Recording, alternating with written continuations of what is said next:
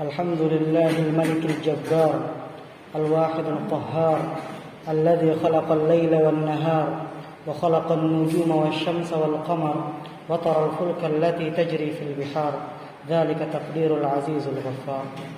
اللهم صل وسلم وبارك على حبيبك محمد نبي المختار وعلى آله وأصحابه الأخيار. أما بعد. معاشر المسلمين وزمرة المؤمنين رحمني ورحمكم الله. أوصي نفسي وإياكم بتقوى الله عز وجل فتزودوا فإن خير الزاد التقوى. قال الله تعالى في القرآن الكريم: أعوذ بالله من الشيطان الرجيم بسم الله الرحمن الرحيم. لإيلاف قريش إيلافهم رحلة الشتاء والصيف فليعبدوا رب هذا البيت الذي أطعمهم من جوع وآمنهم من خوف. صدق الله العظيم وصدق رسوله الكريم ونحن على ذلك من الشاهدين والشاكرين والحمد لله رب العالمين. Jamaah salat Jumat yang sama dimuliakan Allah Subhanahu wa taala. Mari bersama-sama di hari yang berbarakah ini kembali kita saling mengingatkan untuk meningkatkan keimanan dan ketakwaan kita kepada Allah Subhanahu wa taala. Karena ketakwaan adalah sebaik-baik bekal untuk kita kemudian kembali kepada Allah Subhanahu wa taala. Jamaah salat Jumat yang sama dimuliakan Allah Subhanahu wa taala. Pada kesempatan khutbah yang berbarakah ini kita akan mengangkat tema tentang salah satu di antara surat dalam Al-Quran, yaitu surat Al-Quraisy. Allah Subhanahu wa taala berfirman dalam surat Al-Quraisy bahwa kemudian orang-orang Quraisy itu adalah orang-orang yang menempuh perjalanan dagang rihlatasy syita'i was-shaif. Di musim dingin mereka berpergian ke negeri Yaman, di musim panas mereka berpergian ke negeri Syam. Perjalanan lintas negara yang mereka lakukan setiap kali berganti musim itu selalu mendapati banyak sekali halau rintang, selalu mendapati banyak hal-hal yang membuat mereka takut.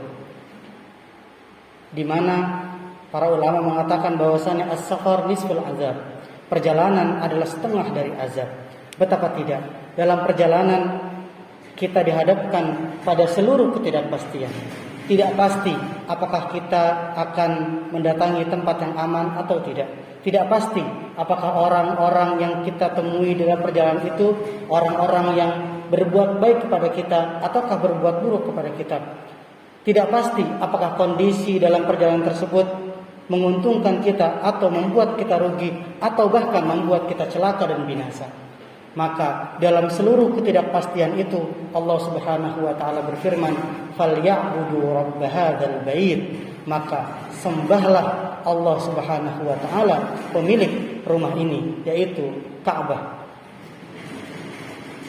Maka ketika kita telah menetapkan diri, mengikrarkan diri bahwasanya kita hanya akan menyembah Allah Subhanahu wa taala, hanya akan berfikir dan bertindak sebagai hamba Allah Subhanahu wa taala dan bukan hamba yang lain, maka allazi at'amahum min ju'in wa amanahum min khauf.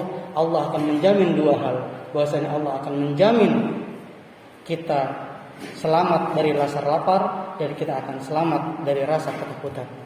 Bukankah lapar dan ketakutan adalah pangkal dari seluruh bencana?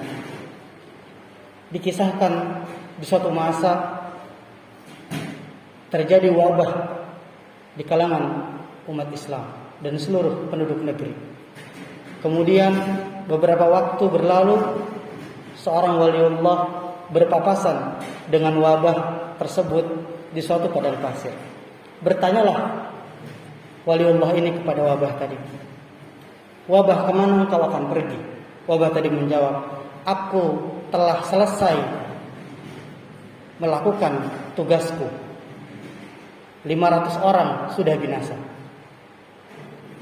Kemudian waliullah tadi bertanya, "Bagaimana mungkin tugasmu membinasakan 5.000 orang sedangkan yang meninggal 10.000?" Wabah tadi menjawab, "Ya, tugasku menewaskan, membinasakan 5.000 orang. Adapun 5.000 lainnya mati bukan karena aku, akan tapi mati karena ketakutan mereka sendiri." Betapa kemudian ketakutan adalah hal yang paling mengkhawatirkan dalam hidup kita. Dan ketakutan bersumber dari ketidakpastian. Tidak pasti makan atau tidak pasti sehat atau tidak pasti sembuh atau tidak. Dan dalam seluruh ketidakpastian itu yang disimbolkan dalam perjalanan rihlatas syita'i was-sayf, Allah memberikan solusi, falyabudu rabb hadzal bait. Sembahlah Allah Subhanahu wa taala, alladzi at'amahum min ju' wa amanahum min khauf. Maka masalah lapar kita akan selesai, masalah ketakutan kita akan selesai. Dalam surat Al-Jin, Allah Subhanahu wa taala berfirman ayat ke-6, "Annahu kana rijalun minal insi ya'udzuna birijalin minal jinni fazaduhum rahaqa."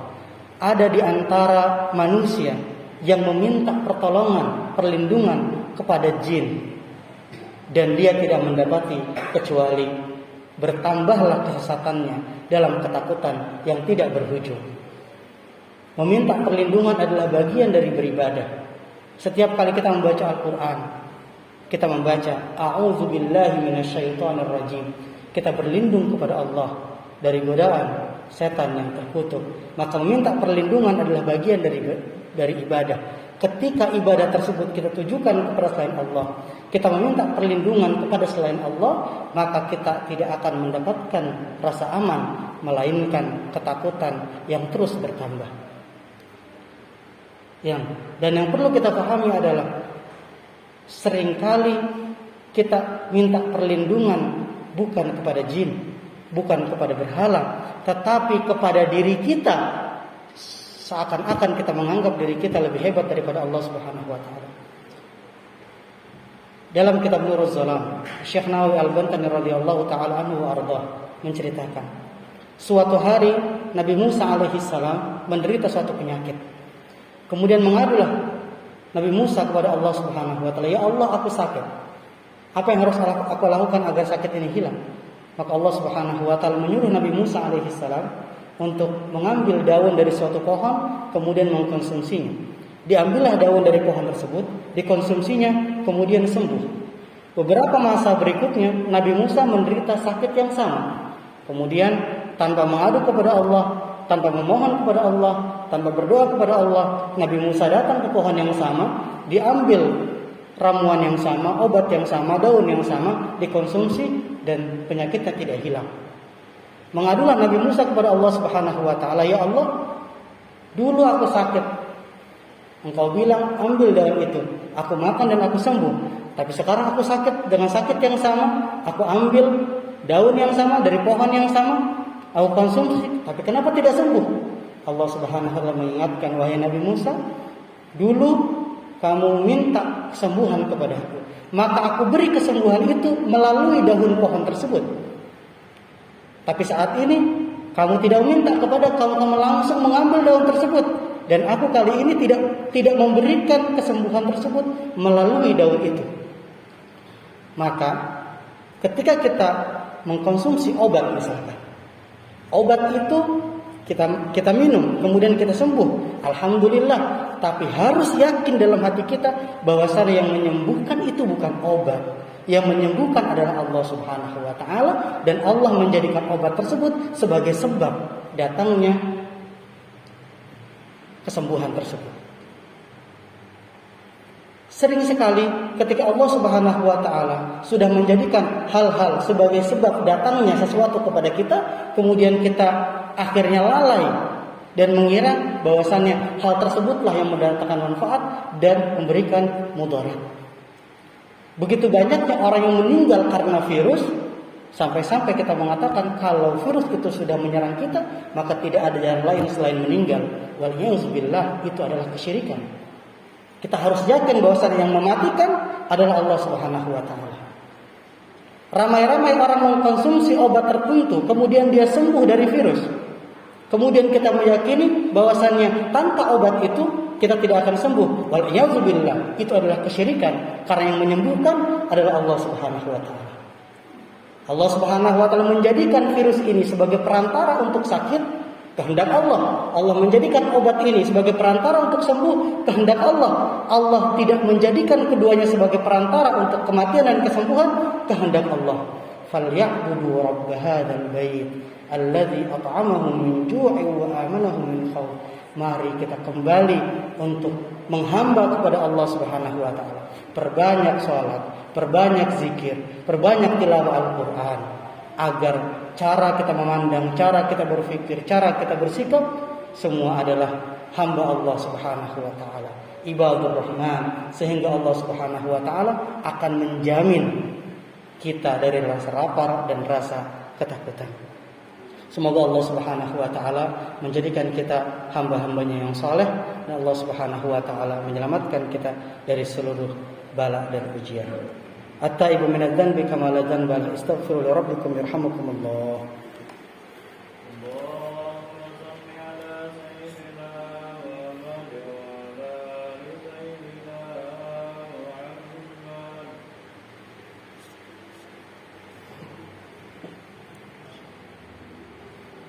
Alhamdulillahi wahdah, wassalatu wassalamu ala man la nabiyya ba'dah, wa ala alihi wa man walah, amma ba'du. Qala Allah ta'ala fil Qur'anil Karim, a'udzu billahi minasy syaithanir rajim. Bismillahirrahmanirrahim. Innallaha wa malaikatahu yusholluna 'alan nabi, ya ayyuhalladzina amanu shallu 'alaihi wa sallimu taslima. Allahumma ighfir lil muslimina wal muslimat wal mu'minina wal mu'minat al ahya'i minhum wal amwat, innaka sami'un qaribun mujibud da'wati ya qadiyal hajat. Allahumma la tada' lana fi hadzal jam'i dhanban illa ghafartah, wa la maradan illa shafaitah, wa la maitan illa rahimtah, wa la hajatan min hawaijid dunya wal akhirah illa yasartaha wa qadaitaha ya rabbal alamin. Allahumma ishfi maradana warham mautana, Allahumma ishfi maradana warham mautana, Allahumma ishfi maradana warham mautana ya arhamar rahimin. Rabbana atina fid dunya hasanah wa fil akhirati hasanah wa qina adzaban nar. Subhanaka rabbil izzati amma yasifun wa salamun alal mursalin walhamdulillahi rabbil alamin. Ibadallah, innallaha ya'murukum bil 'adli wal ihsan wa ita'i dzil qurba wa yanha 'anil fahsya'i wal munkari wal baghi ya'idukum la'allakum tadhakkarun. Faladzikrullahi akbar wa aqimus salat.